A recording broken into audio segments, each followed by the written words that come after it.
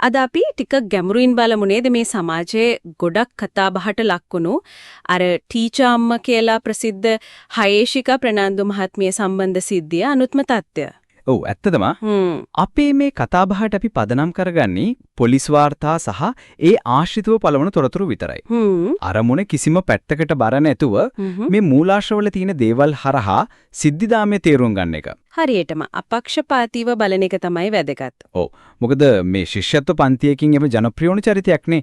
ඉතින් එහෙම කෙනෙක් මේ වගේ සිදුවීමක මැදට ආවේ කොහොමද කියන එක. ඒක තමයි අපි බලන්නේ. දැනට තියෙන තොරතුරු අනුව ඒ කියන්නේ පොලිසිය තහවුරු කරන විදිහට අර මීගමුවේ තරුණයාට පහර දුන්නා කියන චෝදනාව තියෙන හයේෂික ප්‍රනාන්දු එයා තාමත් අතුරුදන්. ඔව්. එයා හොයන්නේ පොලිස් කණ්ඩායම් තුනක්ම යොදවලා තියෙනවා කියලායි කියන්නේ. මූලිකවම පොලිසිය සැක කරන්නේ එයා ෆෝන් එක ඕෆ් කරලා දුවත් එක්ක ප්‍රදේශයෙන් ගිහින් නැති කියලා. ඔව් හිමද. හැබැයි මේක එකපාරටම වුණු දෙයක් නෙමෙයිලාගේ නේද අර පහර කැමට ලක්ුණා කියන තරුණයා. ඔව් එයා තමයි හයේෂිකාගේ ඔන්ලයින් පන්ති වලට සම්බන්ධ වෙලා ඉඳලා තියෙන්නේ. අර මොකද්ද ග්‍රැෆික් වැඩ එහෙම කරලා දීලා තියෙනවා ටෙක්නිකල් සපෝට් වගේ දේවල්. හරි. කාලයක් වැඩි කරලා තිනෙනවා. ඔව්.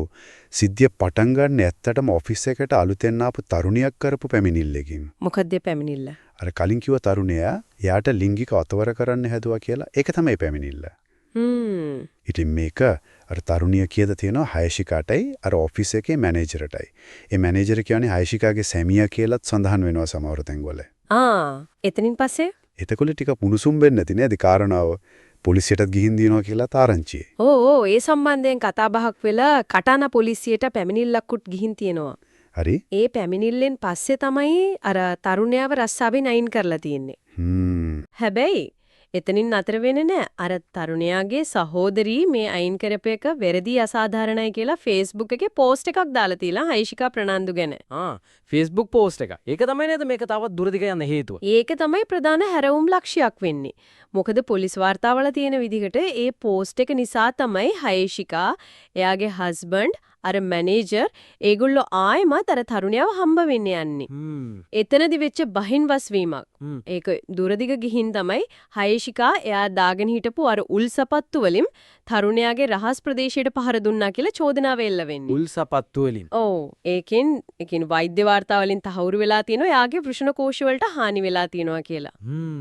අනික අර තරුණයා පැමිණිල්ලෙත් කියලා තියෙනව නේද? මේ පාර දුන්නේ අර Facebook පෝස්ට් එකට පලිගන්නේ. ඔව් එයා පැහැදිලිව මේක කියනවා ඒ පලිගැනීමක් විදිහට තමයි මේක කළේ කියලයි එයාගේ පැමිණිල්ලේ තියෙන්නේ. හයේෂිකා එයාගේ සැමියා මැනේජර් තුන්දෙනාම මේකට සම්බන්ධයි කියලා එයා කියනවා. හරි. එතකොට දැන් අර තරුණයාගේ තත්ත්වය කොහොමද? එයා මීගමු ස්පිරිතාලේ ප්‍රතිකාර ගන්නවා. දැනට තත්ත්වය ස්ථාවරයි කියලා තමයි කියන්නේ. ඒක හොලයි. හැබැයි පහර දින්ෙන් පස්සේ හයේෂිකා එතනින් ගිහින් ඔව් එයා එතනින් ගිහින් සමහර මූලාශ්‍රවල අර පොලිසිය කියාට තිබ්බ කියන සම්බන්ධකම් හින්දා පරීක්ෂණයක් එනවා කියලා ඉව වැටිලා එහෙම ගියාද කියලා සැකයක් මතු කරනවා. හැබැයි ඒක තවම තහවුරු වෙලා නැහැ. එහෙම කසුකුසුවකුත් තියනවා. ඔව් කොහොම හරි අර අනිත් දෙන්නව ඒ කියලා හයේෂිකාගේ සැමියාවයි මැනේජර්වයි කටාන පොලිසියෙන් අත්අඩංගුවට අරන් මුසාවිට දැම්මට පස්සේ රිමාන්ඩ් කරලා තියෙනවා. පොලිස් මාධ්‍ය ප්‍රකාශකතුමාත් කියලා තියෙනවා හයේෂිකා ප්‍රනාන්දුව අත්අඩංගුවට ගන්න පරීක්ෂණ ඉක්මන් කරලා කියලා. ඔව් ඒක නිල වශයෙන් දැනුම් දීලා තියෙනවා. එතකොට මේ ඔක්කොම දිහා බැලුවම මුලින්ම ඔෆිස් එකක ප්‍රශ්නයක් ඊට පස්සේ ලිංගික අතවර චෝදනාවක් ඒක සමාජ මාධ්‍යයට යනවා. අන්තිමට මේ වගේ ප්‍රචණ්ඩකාරී පහර දීමක් දක්වා. එහෙමයි නේද මේක දිගහැරෙන්නේ? හරියටම මේ සිදුවීම් පෙළගැස්මෙන් අපිට පේනවා අර සේවාස්ථානවල ගැටුම් කළමනාකරණය කරගන්න ඕන විදිහ සමාජ මාධ්‍ය පාවිච්චි කරද්දී තියෙන වගකීම ඊට පස්සේ නීතිය ඉස්සරහට යන්න තියෙන වැදගත්කම මේවට කාරණා ගොඩාක් මතුවෙනවා. ඔව්. දැන් ඉතින් නීතිමය ක්‍රියාමාර්ගය යනම හැබැයි ප්‍රධාන චූදිත තවම අතුරුදන්. මේ කතාබහ අවසානයේදී තව පොඩි දෙයක් හිතන්න ඉතුරු වෙනව නේද? ඒ තමයි මේ ප්‍රසිද්ධ චරිතවල බාහිරව පේන ප්‍රතිරූපයයි එයාලගේ ඇත්ත ක්‍රියාකලාපයයි අතරේ සමහර වෙලාවට පරතරයක් තියෙන පුළුවන් දෙ කියන එක. ඒකත් හිතන්න ඕන කාරණයක් තමයි.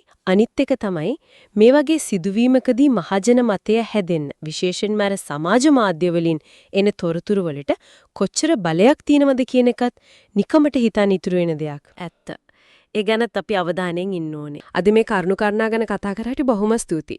අපේ channel එක subscribe කරන්න, bell icon එක click කරන්න. Please subscribe our channel and turn on the bell icon. ඒකම like කරන්න, ඊට පස්සේ subscribe කරන්න, notification on කරන්න බොහොම ආදරයෙන් ඉල්ලා සිටිනවා.